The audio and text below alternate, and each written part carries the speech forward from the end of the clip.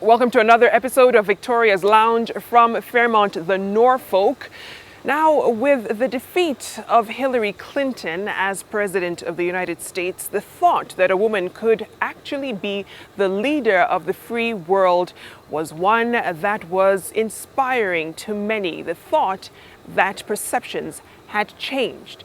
But on the ground here in Kenya, what does that mean for leadership and women who want to enter that space? Are we ready for women to actually take on higher positions in government, in other spheres of society? I have a power panel of women who know all too well what it's like to fight for that position and to keep it. Let's meet them now. Senator Beatrice Elachi is the majority whip for the Senate of Kenya. Prior to joining Parliament in 2013, she held the position of Secretary General of the Alliance Party of Kenya and Chief Executive Officer of the League of Kenya Women Voters. She has been active in training women in governance, politics, and economic empowerment. Honorable Millie Odhiambo is a lawyer by profession. She is a member of Parliament for Mbita constituency and the only woman elected under the Orange Democratic Movement ticket. She's also a member of Parliament for the Pan-African Parliament, an award-winning women and child rights champion. Jerry Thorne is a lawyer by profession, but now doing political communication consultancy. She's keen on democracy and governance and is an aspirant for Lang'ata for 2017. Bishop Margaret Wanjiru is no stranger to the political sphere. She is the founder and presiding bishop of Jesus is Alive Ministries. She was elected the Member of Parliament for Starehe in 2007, and in 2008 she was appointed into the cabinet as Assistant Minister for Housing. She is vying for the Nairobi governorship. Remember, hashtag Victoria's Lounge is how you can chime into the conversation. A very interesting day that we're having this discussion. Of course, we know that Hillary Clinton lost her bid for the presidency of the U.S. But what do you feel her candidature, not even her election or would-be, means for women leaders? I'll start with you, Honorable Odhiambo. I want to say, first of all, that I was a Hillary supporter. I am a Hillary supporter and will always be a Hillary supporter. So it is a very sad day for me talking about women in leadership. But on the other hand, I would want to say that it portends well for the women of Kenya. Okay. Because this is the first time a woman in the U.S. has reached that level. Despite the fact that a lot of us see America as a very mature democracy, for those of us who have gone to school in the U.S. on issues of women, America is yet to mature. Yeah. I can tell you for a fact as a person who went to school in the U.S. Right. And I can tell you, and not even just women, the U.S. is the only country in the world that has not ratified the Convention on the Rights of the Child, leave alone women. So I think there's also a bit of a fallacy about America being this great democracy and all that. They are very great democracy in paper, but on issues of minorities and all that, America is yet to come of age. Right. So yet on the other hand, as I've indicated, I'm very happy that Hillary went that far. She had a great showing despite the propaganda and a whole host of things that were, against her. Right. So I can say congratulations to Trump, though I don't like him, but also congratulations to Hillary for a good show. Senator Elachi, what do you make of it? I mean, was it an issue of bad timing, perhaps? I wouldn't say bad timing. I think, first of all, I want to congratulate her for indeed pushing that campaign to the end. And as women, I think there are many lessons we've learned. One of the lessons is that never joke with propaganda. Don't assume it. You must deal with it. Because there are many things that I think in her campaign, they assumed that maybe because you're a woman, people will think you're a woman and leave it.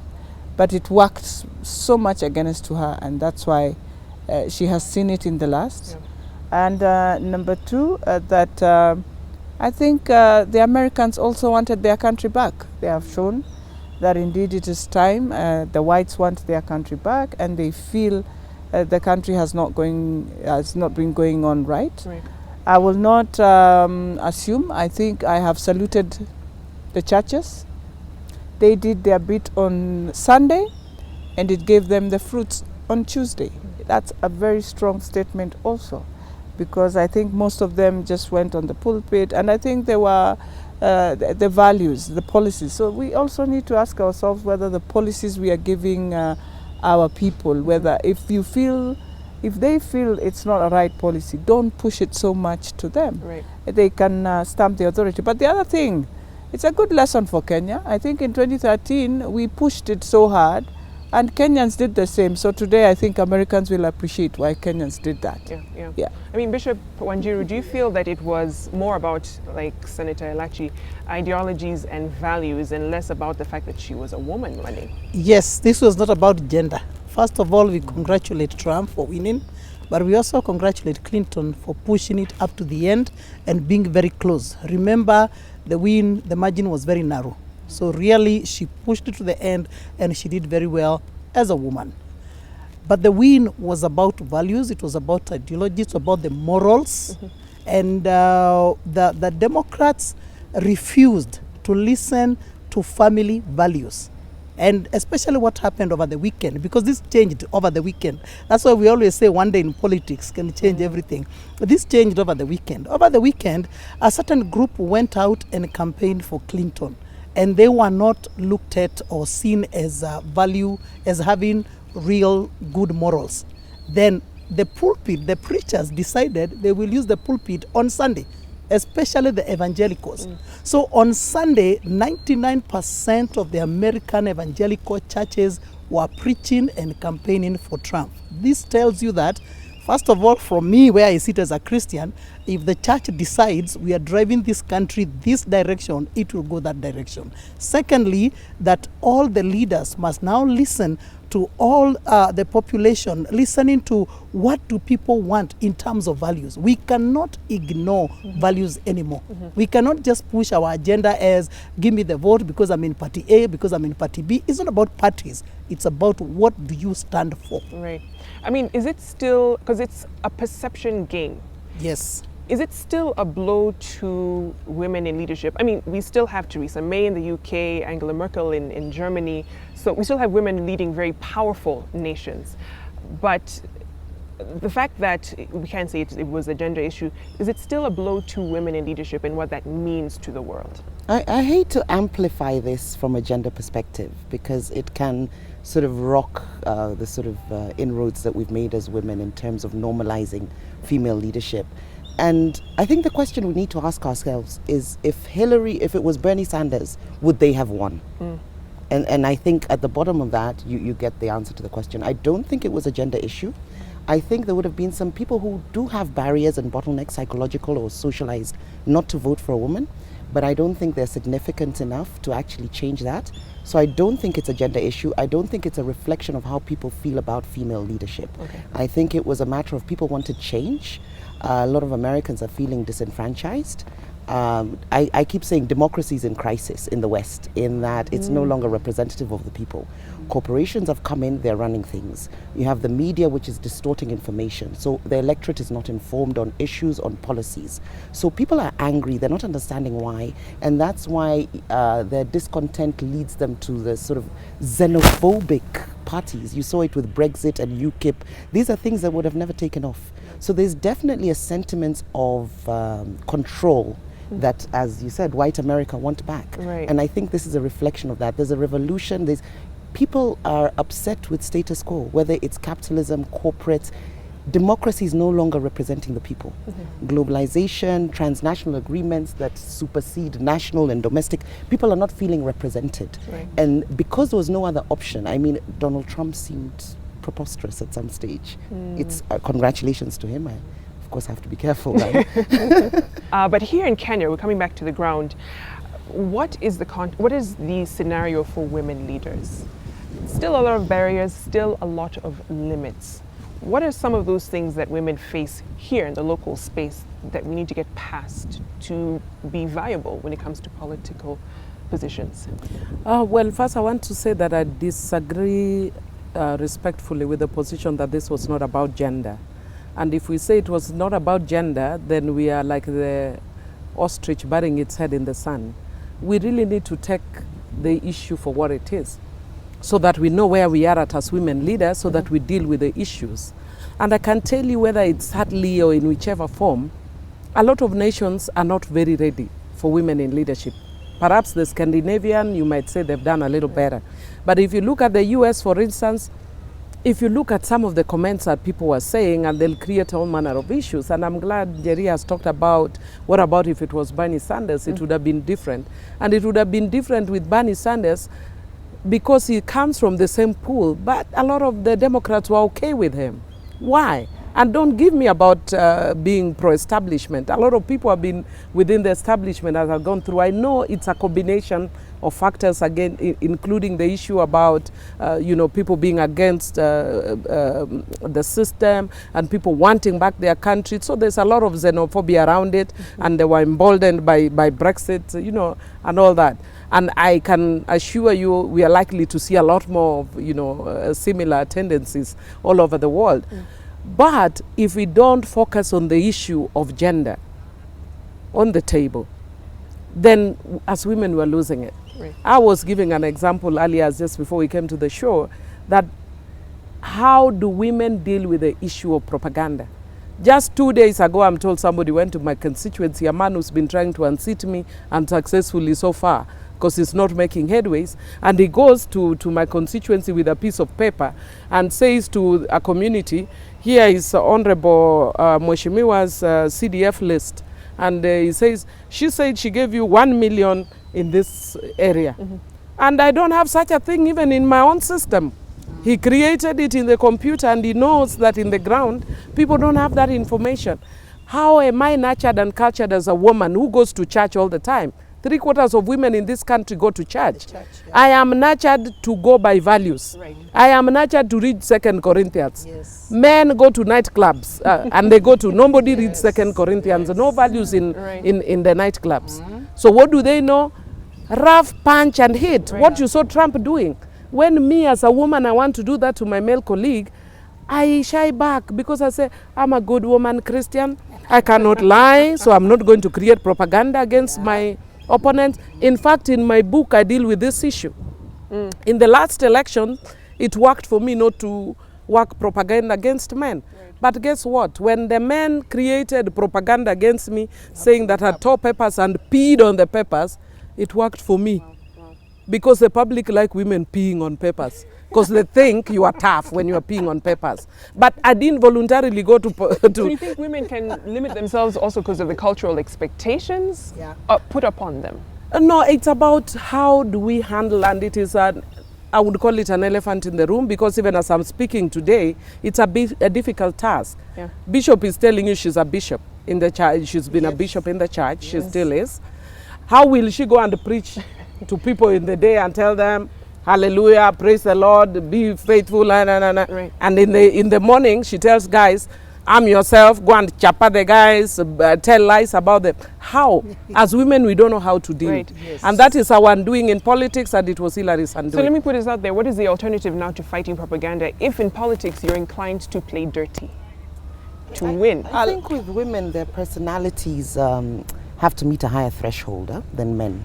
Yeah. Men are not as scrutinized as women. No. With women, when you decide you're running, you'll be asked, are you married? How are you raising your children? And so on. With men, they do not look into it's not personalized politics. Right. It's your ability maybe to articulate yourself and so on. And also with women, we live in a patriarchal society, and we've been conditioned to believe that women should be demure and probably seen and not heard to a certain extent. So you find when women have leadership skills or leadership sort of characteristics, so assertiveness, decisiveness, they're looked at as bossy.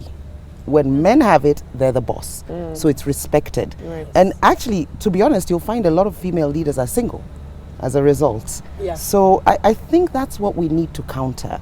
that we're going to be losing out on a serious pool of leadership because we have decided that women should be a certain way. Right. They should be demure, they should not be seen in certain places, they should have certain values, whereas men are not judged on the same basis. And I think that's where propaganda comes in. Right. It's very easy to bring down a woman, very, very easy. Yes, go ahead, Senator. What we need to ask ourselves as women, and maybe I'll follow what Millie is saying, that sometimes in politics, then you have to just be you. I mean, because in the end, you can't try and you can't copy, you can't decide to pretend. And you know, when you look at also Trump, I think the voters also in America decided, you know what, the one who is just telling us the truth. So that truth also, regardless whether it comes from Trump or who, but this don't care speaking, and that's what happened also in Britain. When you look at their campaigns, those who were saying we need to exit the EU, they opened up. And one of the things with women, we do the same. But because we always fear, because when I open up is when I'm being hit so much, you close up and you try and be the person. Because I believe if Hillary wanted to be the real person, she would have been, but she tried to be a woman that to portray as women we cannot bend into what the men are doing. And Trump took that and used it, knowing the weaknesses she carries. And that's a great place to at least take a break on, because of course when it comes to women in leadership, the question about femininity, do you have to rescind it to be a good leader? That coming up after the break.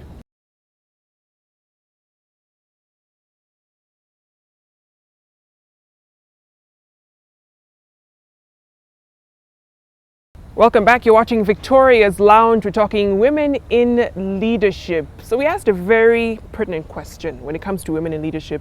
Do you have to lessen the makeup, not to wear the dress suits and the bright colors, the soft power, if you will? Is it still relevant for a woman leader? During campaigns, it's not relevant. But the soft power is relevant when you are in leadership, when you're already in. But during the campaign season, you cannot afford to be soft. The men are not soft on us. Me, from where I sit and within the Nairobi gubernatorial campaigns, I cannot afford to be soft. When your opponent is the kind of a man who slaps a woman, when your opponent is the kind of a man who has no regard for women in terms of leadership, where I sit, you can't be soft, you can't play nice, you need to put on the gloves and be ready. If they need blows, let's get on. I said this to women recently and they all went laughing. I said, where we have reached now, it's either we decide that we are going to fight it out and get what God has called us to do, achieve what we are supposed to achieve, or we are going to be nice and lose everything. Because once we lose leadership, we will lose every other thing that we have fought for over the years. So where I am right now, fight for the space. Yeah. There is nothing like being nice and softy and smiley. Fight for our space. Honorable Odhiambo, you know what it's like to be on the campaign trail. Yes. To what degree do you have to shed some of your femininity? That's a very tricky question because I think it depends on you as an individual. I've written a lot actually about it, and I have a chapter in my book called Soft or Tantalizing Power. And I say one time the controversial ambassador Oriero Gomanduli said that women must use their femininity, and people got her all wrong because they say she meant that women should sleep with men. Using your femininity is a beautiful thing, and it works sometimes with men and a lot of times with women. And for me, first of all, at the women level, it's about rallying the support of your own women because you associate with them. And contrary to what people say, at the ground level, women do support women. Okay. I was powered by women, I was supported by women, I'm still supported and powered by women. Right. But at the other level, as a woman, use tantalizing power on the men when it is necessary. It doesn't take away anything from you. I always tell people I am a combination of many things. I'm a combination of a strong woman, but I'm very beautiful and very feminine. You can't take away that from me. I will dress well and I will look beautiful. Right. If men want to vote for me because I'm beautiful, please go ahead. Right. And you can't go looking drab because you are a woman. so that people, because I see some women saying when you go on the campaign trail, you know, dress like you come from some cult or some religious sect that wears, you know, long things. I know one time when one of the women who was going for some office, and then I was very keen because I've been supportive of women's candidature. So I was going around asking her own constituency. I said, are you supporting this woman? They said, we have not seen her. But if she's as beautiful as she looks, then we'll vote for her. Even Nyokabi in Nyeri, a lot of the Nyeri people are saying, we are voting her because she looks very beautiful. So use tantalizing or soft power. People may take it whichever way. I don't care. Being politically correct for women takes you nowhere. Use your soft or tantalizing power. Jerry, I want to get your take on this because you actually had issue with people sexualizing women candidates. So what's your take on that? The sexual objectification, I think it trivializes what women can bring to the table. And I think that's what immediately happens. I've seen many articles sort of looking at new aspirants and from a sexual lens or attractiveness lens. And if we allow that narrative to build and grow, then we lose what we're trying to do in bringing in normalizing women leadership. What you want is look at the ability of somebody to articulate issues in favor of the people in parliament. If you're going for MP, for instance, if you're going for governor, can you run the county? Can you build the county? So when we start or even touch on the looks of a woman, I actually get very offended because then we are driving the agenda of that sexual objectification of women, which we need to get away from. It's disgusting, sorry to say. And I mean, beyond that, there's also the money factor. Honorable Diambo, you had actually shared that one of your opponents outspent you 10 times. Yes. On the campaign trail. Yes. Money is a factor and it is necessary. When it comes to Senator Elachi now mobilizing and trying to get those very necessary funds, what should women do or what are they doing wrong perhaps? I won't say what they're doing wrong. It's a very patriarchal business society group where in women, they look at you and wonder, there are two things, there are two challenges women face when we are doing business with men. One is whether they will trust you completely in the deal. Because sometimes you reach a point and you say, if this is the deal, then let it be, because you are not agreeing in some of the values that they want to use to get those deals. That's one weakness in women. That's why they will not have all those resources men have, because men know how to take care of their brothers in a club. So one of the things we need to ask ourselves as women, how do we support each other in a club? For example, if you have a business opportunity, are you able? Have we seen them calling women to do business the way men call? Because they know in the end, this is the same guy who will come and sit on my table to now fundraise for resources.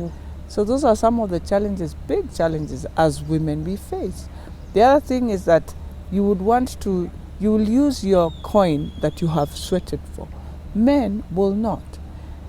Even in your own family, as a woman, when you're vying, they don't look at you the way they'll look at the male candidate, because a husband will come, tell you you're vying, he's vying, he will sell everything, even regardless of whether you're there or not.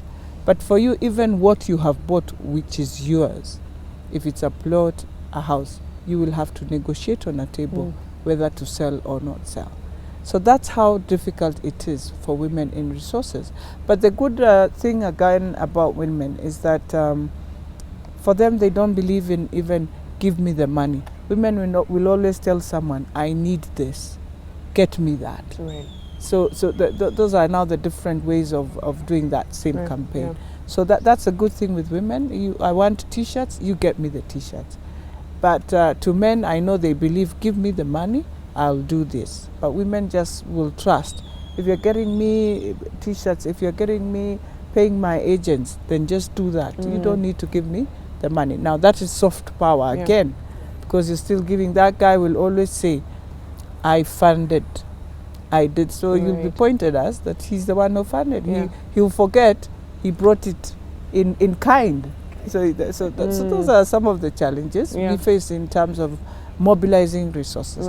And they're very critical. When I was looking at, Trump was saying he spent, in fact, it's the first time I knew in America they really spend money. Because he has spent $88 million US dollar, Right. which is like 8 billion Kenyan shillings. Right, exactly. So I asked myself, how much then did Hillary use? Yeah, yeah. Yeah. And when money is, not a resource that is readily available, you still won, even though your opponent outspent you. What are the alternatives to actually get the seat, to clinch the position?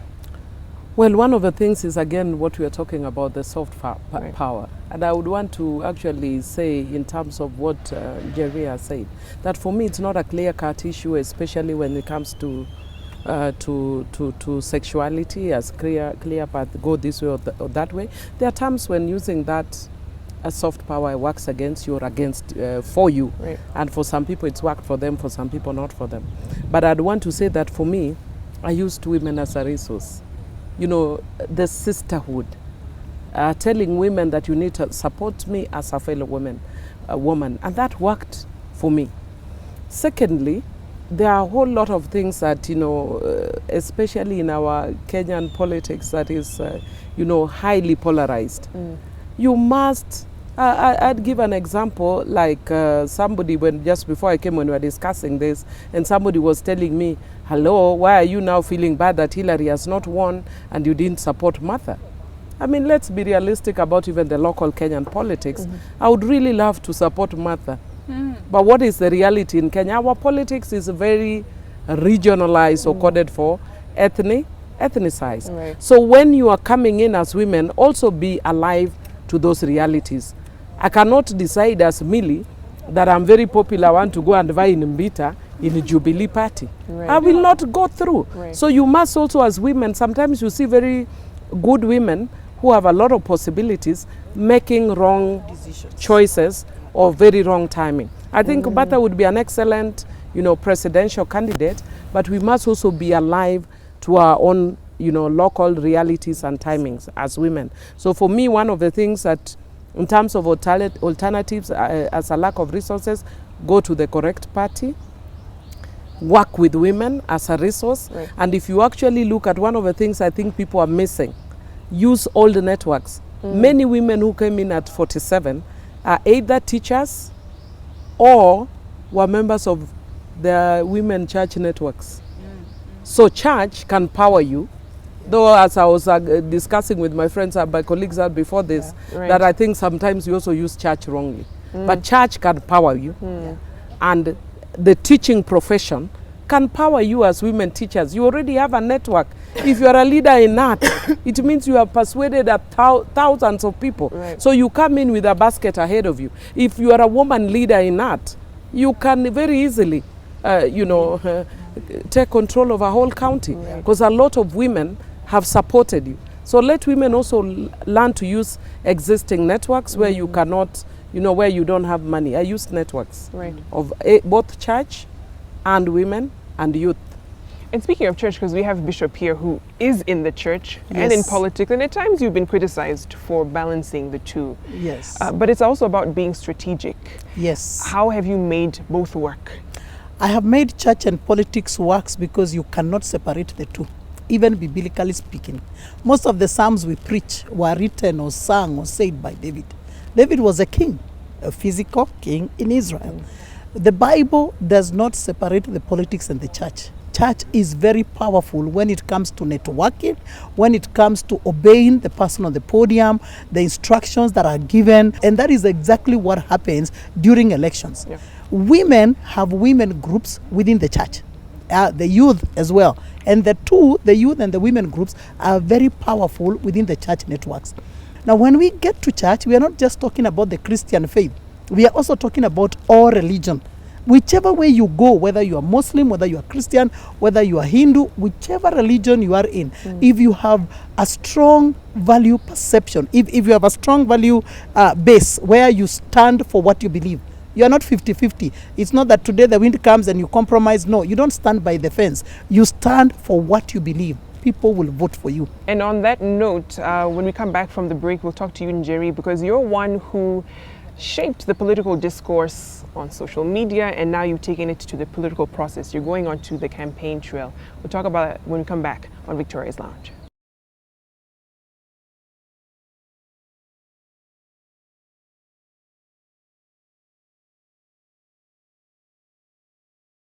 Welcome back. You're watching Victoria's Lounge. Now, Njeri, let me get to you because you're someone who a lot of people know on social media, and you're very vocal when it comes to politics. But you've decided, let me get in there and actually run.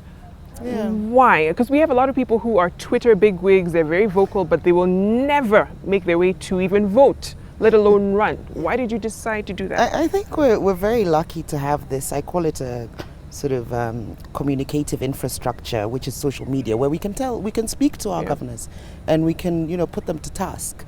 And I came into social media. I'm opinionated, but I also wonder what is the opposite of people say you're opinionated, and you wonder what people who aren't opinionated. It's looked as a negative. You're opinionated. Right. It's supposed to be an insult, and I wouldn't wish it on my worst enemy not to have an opinion. And what's happened is social media or mainstream media actually lifts sentiments of social media and then amplifies it to the masses and the public. So you see you can actually run narratives, and you can control the rhetoric. And in doing so, you can actually educate, inform, give people a different perspective. Because what was happening on social media is we were just complaining. Nobody was discussing issues, policies, coming up with solutions, and then pushing the government and putting them to task. They were just saying, oh, it's bad. Right. It doesn't help anybody. So what I wanted to do is see if we could utilize social media to actually make a change. And I believe, the government does listen to social media now. If you come up with a solution, you're not just insulting them, and it's not personalized. Although social media does have the tendency to trivialize issues, because people can say things with no responsibility. Yes. They can come in, complain, and walk out. And of course, it becomes also, you can sort of completely finish somebody's reputation on social media. And this anonymity, the fact that nobody knows who you are, you can hide behind that. So there are the dangers of that. What I've chosen to do is look at solutions. Let's discuss things. So it becomes almost civil society gets a say in terms of speaking back to the government, but with solutions. That's what I was always pushing for. Let's stop complaining, let's push for solutions. Secondly, we need to normalize female leadership. That is one of the barriers, that it's cognitive dissonance. People can't get round it. And the media has a huge role to play in this, the mainstream media, in normalizing women leadership. We have herd mentality as a bias. We do as we see others do. You saw the quail saga, everybody was doing quail's eggs. So we follow. And the media can actually socially engineer society and the electorate to buy into women leadership by normalizing it, so that women are on these panels when they're, political discourse. And for the women who are already in the system, what is it like? Are you still having or seeing the need to prove your legitimacy of actually being there? You have to work 10 times harder to lobby for legislation. What is the case for women who are already in the system? That's interesting. We were saying with Bishop that's actually where you use soft power. Right. Yes. But what I can tell you, that's why, in fact, I keep going back to the fact that if as women we think that the election of Hillary, it was not about, there was no gender, then we've not even started the war. In the last parliament, I went to a function, we were 12 members of parliament. I was the only woman. Then, of course, they all sat in the, struggle to sit in the middle. One part of my book I write is, no manners, please, we are in politics. I learned that. The men will take all the seats, no manners, they don't care, you are the only woman. So I sat at the edge. Then the next day I went to read the papers, because it was a very high political event. They took all members of parliament, the media took their photo, except me. Wow. That's how politics is played. Right. So really, you can choose either to whine about it or get on, do your work and ignore it. Yeah. Sure. So for me, I don't whine about it. The media covers me, good enough. You don't cover me, good enough.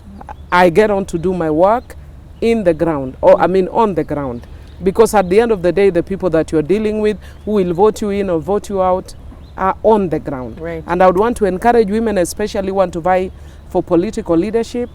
A research was done for us recently as members of Kenya Women Political Caucus, KEWOPA, and it showed that even though Facebook and social media play a significant role, it plays mainly in the cities.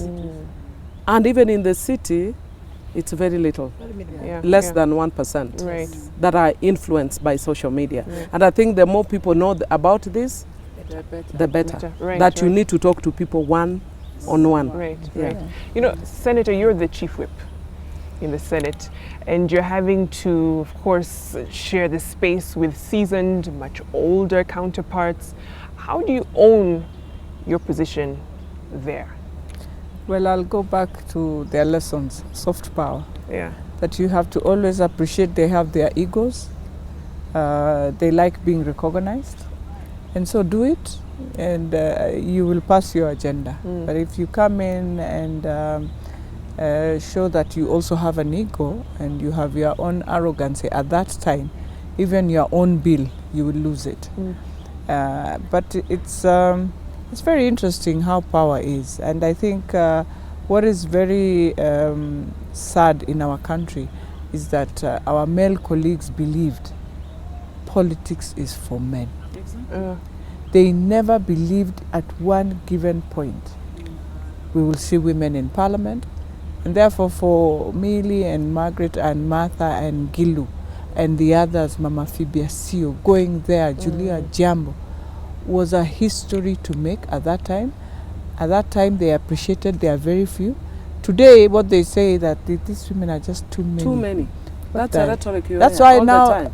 So even women, too reducing many. now again constituencies, Right. it's not reducing in genuinely saying, yes, we have a bloated and we need, the way we will agree, Right. yes, we have a bloat. For the men, is reduced so that you also reduce the women. Why is the reason? It's because when Millie is on the ground with the same CDF with his counterpart who is in the other constituency, people don't understand what Millie is doing. She's doing so much, Right. transforming so much, while this other male person is doing zero. But more interestingly, Kenyans now are learning also that when women have a constituency, you'll see transformation. Yeah, yeah. The 2/3 gender rule. What do you make of it? Is it something that will, yes, make the space for more women to come in? I heard complaints of male members of parliament saying there are too many women. What do you make? Njeri, I see you smiling of that policy. The 2/3 gender rule, it has to be a multi-pronged approach. We focus very heavily on the legal framework to make it work, which can then undermine democracy, and you'll have the electorate reject it if you force it onto them. I think what parties can do at the moment as we go into the nominations is actually be deliberate about trying to push women forward. So if you have two candidates when you're giving nominations and they're both very good, put the woman forward. Because of course whoever the party fronts, if that's their stronghold, they'll get them.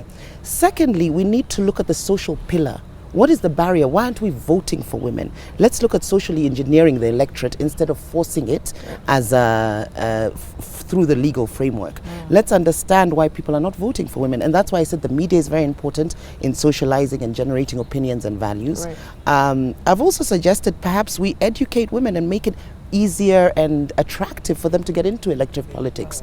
A lot of women are very good at mobilizing at community level. They're good leaders, they take care of their communities, but they can't bring themselves up to leadership because either they don't have the know-how, the wherewithal, and of course maybe not thick-skinned because they come out there and they get all the sort of barrage of insults and so on, and they can't deal with it. So let's look at also helping the women. Whether it's a kitty we're going to fund, it will be a lot cheaper than increasing an already stolen parliament. So my suggestion would be a kitty for educating women on elective politics, making it easy, attractive, social, so that everybody is doing it, and then look at the electorate and see what the bottlenecks are in terms of their resistance to women leadership, because even women resist or they prefer male leadership, and that is socialization. It's a construct. How do we deconstruct that? And I believe the media comes in, and civic education also comes in very heavily there. I also had an idea which people thought was manipulative. I think in terms of nudging and making people make decisions you want them to make, I think what we should do is, if there's a woman on the ballot box, why don't we make her the default choice? So you opt out of it. Because a lot of people want a woman, but it's the thought process. That is where the bottleneck is, because they've been socialized not to want women. So getting rid of that the thought process where the bottleneck is, let's make it, if there's a woman on that ballot box for a constituency, a ward, whatever it is, let's make her the default choice, and you can opt out. So you still have choice, but what we've done is we've countered the cognitive biases that society has created. I would say that is I my wonder if that will solution. be adopted. Let's see. 2017 is not too far. Thank you so much to my power panel. Clearly, a lot needs to be done in creating more space for women in the democratic arena, as well as having more women speak up in the political discourse. Not just running, but also speaking up and having their voices heard. Thank you for watching. I'm Victoria Rubadiri. Thank you to Fairmont, the Norfolk, for hosting us. Let's do this again next week. Have a good evening.